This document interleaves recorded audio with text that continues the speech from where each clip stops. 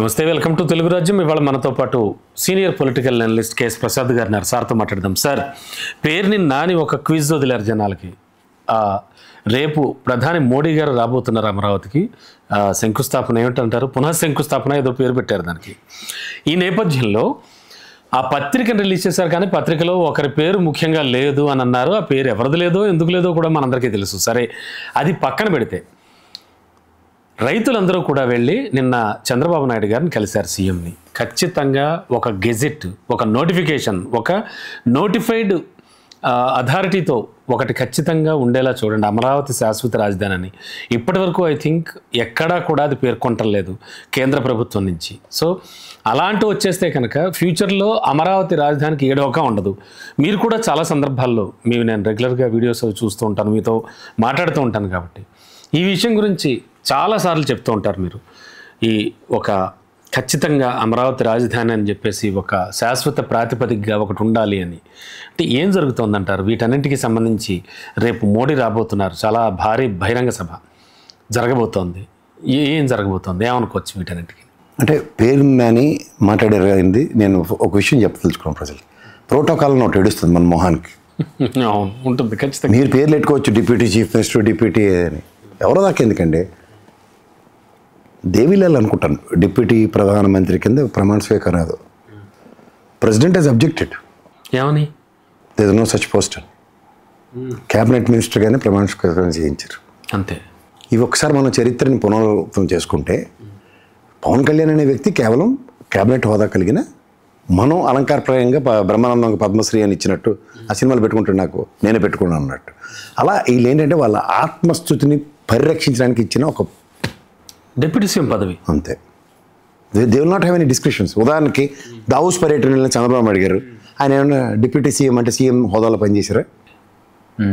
చేయగలుగుతారా? ఓకే, ఆయన అబ్సెన్స్లో ఈయన act as a acting CM అన్నది వేరు. మళ్ళీ అవునులేండి, అది వేరులేండి. మళ్ళీ ఆపద్ధర్మ ముఖ్యమంత్రి వేరు. సో ఇదేంటంటే గౌరవప్రదంగా యాడ్ చేసిన అలంకారం, అంతే. శ్రీమాన్ అంటే ఎగ్జిక్యూషన్ పరంగా కానీ అదే స్పెషల్ డిస్కషన్స్ ఉండవు దానికి.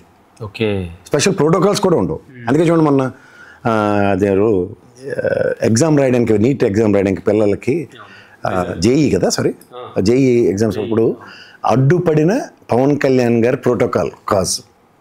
That's why we have pointed out. వాళ్ళకు ఉండదు ప్రోటోకాల్. మా భట్టి విక్రమార్క గారు ఉంటారు, మాకు ఇంటికి కోతవేడ దూరంలో ఉన్నాయి. ఆయనకి ఏం ప్రోటోకాల్ ఉండదు. They have to go common, అంతే. అందరిలాగే మహా అయితే ఇప్పుడు పాత సీఎం గారి కోసం గేట్ పెట్టారు, ఆ గేట్ తీసేటప్పుడు పోలీసు వాళ్ళు ఎట్టి కొంచెం ఒక్క నిమిషం ఆపుతారు యూటర్న్ కోసం, అంతే తప్ప అసలు మొత్తం ట్రాఫిక్ని అక్కడెక్కడి నుంచో ఆపుకుంటాం అన్నది ఉండదు. ఇది సీరియస్ ఫస్ట్ థింగ్. రెండోది, దాంట్లో మీరు ఇవాళ ప్రధానమంత్రి గారిని చెల్లి పెళ్లి జరగాలి మళ్ళీ మళ్ళీ అని రెండోసారి పిలిచారు. దేనికి? కంపలు కొట్టారు, నీళ్ళు తోడు అవతలేసినందుకు. చీపురు పెట్టి బాగా తుడిచాం సార్, రెండని పిలుస్తారు. ఇదే ప్రధానమంత్రి ఇదే శంకుస్థాపనకు వచ్చి మా మొహాన చెంబు నీళ్ళు మట్టి పోసారు. నేను అప్పటి నుంచి మొత్తుకుంటున్న మాట ఒకటే, కేంద్ర ప్రభుత్వంలో ఉన్న రెండు కేంద్ర పార్టీలు, ఒకటి కాంగ్రెస్ అనండి, ఒకటి బీజేపీ అనండి, వీళ్ళు మన బతకనివ్వరు, మన చంపడానికే వచ్చారు. వాళ్ళకి అధికారం ఇస్తే అన్నది మాట్లాడతారు. ఉదాహరణకి జనాలకు అర్థమయ్యే భాషలో వాళ్ళు మనకు నెత్తికి తీసుకొచ్చి పెట్టి, ఈసారి త్రుటిలో తప్పిపోయాం, లేదంటే అన్నమలయం తెచ్చి మన నెత్తికేసే ఉందరు, వాళ్ళు వద్దురు బాబు ఈ దరిద్రం అని అవతలి ఇస్తే అని తెచ్చి మనకు నెత్తబెట్టపోయారు. ఇది బీజేపీ ఒరిజినల్ స్ట్రాటజీ. తర్వాత మా పాక సత్యనారాయణ గారికి, గురుగారికి ఇచ్చారు, చాలా సంతోషం. Is a committed soul. అది పక్క చర్చ. ఇప్పుడు ఆయన మాడతాం. నేను మొదటి రోజు నుంచి చెప్తుంది ఏంటంటే, ఇదే అమరావతి రాజధాని బస్సు చేసుకుని చంద్రబాబు గారి అడిగి నుంచి పరిపాలన మొదలెట్టారు అక్కడ రాజధాని అప్పుడు. ప్రతిసారి నేను గమనిస్తూనే ఉన్నా, డిప్యూటీ హోమ్ మినిస్టర్, మళ్ళీ హోమ్ మినిస్టర్ కూడా సర్వే ఆఫ్ ఇండియాలో గుర్తించాం, తొక్క తోటకూర హరికథలే తప్ప అసలు ఇది రాజధాని అన్న విషయం ఎక్కడ కన్సిడరేషన్ లేదు. దానికి ఇంకా మీకు చెప్పాలంటే ప్రాక్టికల్గా రెండో టర్మ్ జగన్మోహన్ రెడ్డి గారి గవర్నమెంట్లో ఈ సెట్ నేను 3 రాజధానులు చేస్తాను. ఆయనకి ఎందుకు ఆ డిస్క్రిప్షన్ వచ్చింది? అది మనం చర్చించాలి ప్రజలు. ఎందుకు చర్చించాలంటే, మొదటి ప్రభుత్వం శ్రీకృష్ణ కమిటీ అది ఏడ రాజధాని పెట్టమన్నాడు, వీళ్ళు ఎక్కడ పెట్టారు? ఓకే, కేంద్ర ప్రభుత్వం చెప్పిన పని చేయకపోతే ఆ చంద్రబాబు నాయుడు కూడా ఫస్ట్ టర్మ్ గడ్డి అడ్డానికి వాళ్ళు నిశ్చయించుకున్నారు. రెండోసారి మేము పట్టిన గడ్డి నీకు చాలలేదు కాబట్టి జగన్మోహన్ రెడ్డితో కూడా, అంటే జగన్మోహన్ 3 రాజధానులు నేను చేసుకుంటాను, ఆ డిస్క్రిప్షన్ ఈజ్ అలౌడ్. జాగ్రత్తగా గమనించండి. ఫస్ట్ ఎప్పుడైతే మీరు ఇవ్వలేదో ఆటోమేటిక్గా రకరకాల వాదనలు. ఇప్పుడు నేను ఇవ్వాలని ఉన్నానండి, మీరు ఈసారి ప్రాణాలకు తగ్గించి మీ నాన్నగారేమో రోజు పొద్దున్న మిమ్మల్ని ఇక్కడ డ్రాప్ చేసి ఈ ఉద్యోగం చేసుకోబోబని మళ్ళీ సాయంత్రం వచ్చి తీసుకెళ్తున్నారు. బాగుంది, మీకు ఉద్యోగం చేస్తున్నారు. సడన్గా మీ నాన్నగారికి ఏమో వైజాగ్ ట్రాన్స్ఫర్ అయిపోయి వెళ్ళిపోయారు. మిమ్మల్ని దించిన వాళ్ళు లేరు. మీరు ఏంటి చేస్తారు? నేను ఎక్కడెక్కడ వాళ్ళ ఊరవతలో ఉండి నేను ఎక్కడ రాడబెట్టి నాన్న నాకు దగ్గర హాస్టల్ ఉంది, అక్కడ జాయిన్ అయిపోతాను, రోజు డ్యూటీకి వెళ్తాను అన్నారు అనుకోండి. లేదు రారా, నేను మధ్యాహ్నం ఫ్లైట్కి వెళ్తాను, రోజు బండి వేసుకొచ్చి నేను దింపి వెళ్తాను, నేను ఎక్కడైనా సబ్ క్లాస్ లేవగలరా మీ నాన్నగారు? నోవే. అలాగే అంటే మీ నాన్నగారు డిస్క్రిప్షన్స్ ఎట్లా ఉన్నాయి? నేనుంటే ఇలాగా, నేను లేనప్పుడు నీకు వెసులుబాటు. అవును అవును. కానీ ఇక్కడ బిగ్గెస్ట్ ఛాలెంజ్ ఏంటంటే ఉండి కూడా మనకు వెసులుబాటు లేవాలనేది దౌర్భాగ్య స్థితి ఎవరంటే ఎన్డీఏ గవర్నమెంట్. అదేంటిది నేను ఓపెన్ చేశాను, నేను ఓపెన్ చేసిన దానికి మా సోమవీర్రాజు జెట్టి పాలెట్టి నీళ్ళెట్టి అడగడం ఏంటి? ఇది రాజధానికి హైదరాబాద్ మాత్రం చెప్పడు. అప్పుడు ప్రధానమంత్రి అతనే, ఇప్పుడు ప్రధానమంత్రి అతనే. అంటే ఒక గెజిట్, ఒక నోటిఫికేషన్, ఒక శాశ్వత రాజధాని అని ఎందుకు ఇవ్వట్లేదు వాళ్ళు? అంటే వాళ్ళ పంతానికి పాపంగా అంటారు వాళ్ళు. వాళ్ళ పంతం ఎలా ఉంది చూడండి, మనం ఏడుస్తుంది వీళ్ళు ఎంతసేపు. అదేంటంటే కేంద్ర ప్రభుత్వం మీరే కదండి వచ్చారని వీళ్ళు మాట్లాడరు.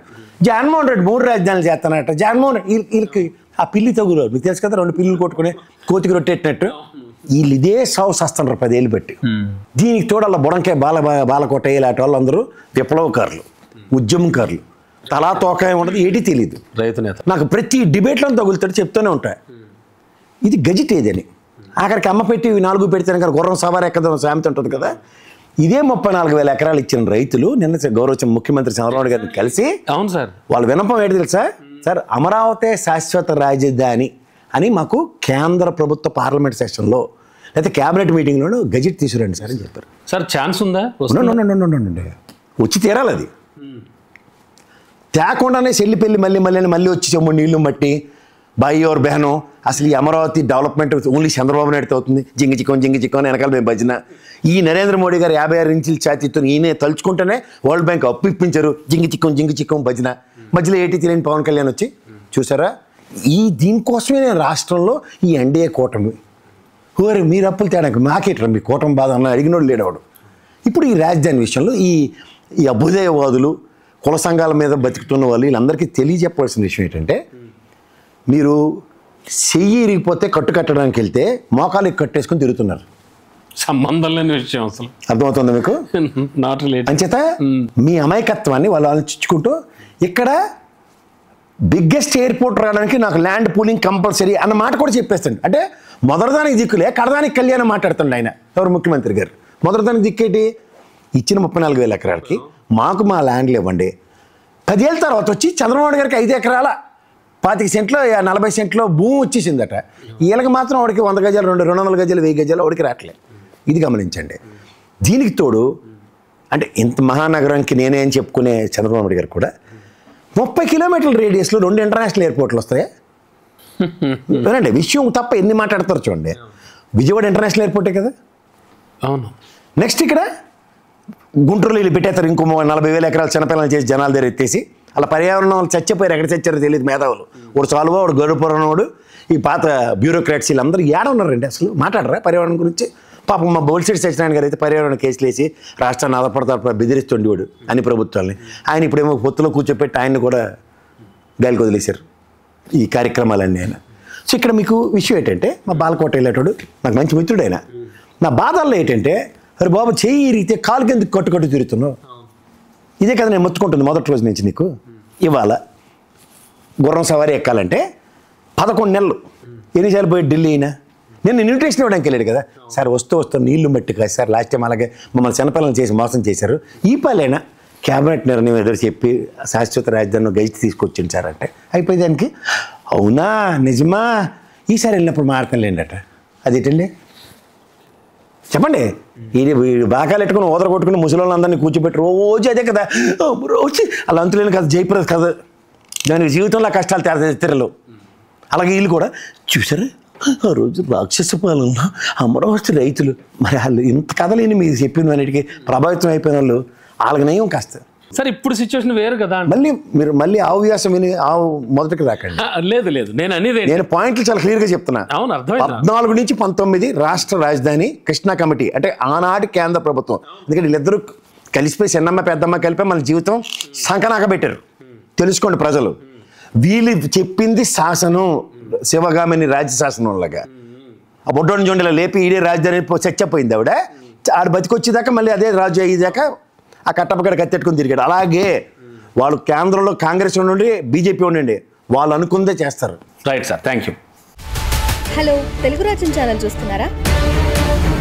సామాజిక రాజకీయ జీవన చిత్రణే తెలుగు రాజ్యం. అతిశయోక్తులు అసత్యాలు ఉండవు. రాజకీయ కోణం కాదు, ప్రజా కోణమే కొలబద్ద. తెలుగు రాజ్యం వీక్షణ మీ ఉత్తమ అభిరుచికి నిదర్శనం.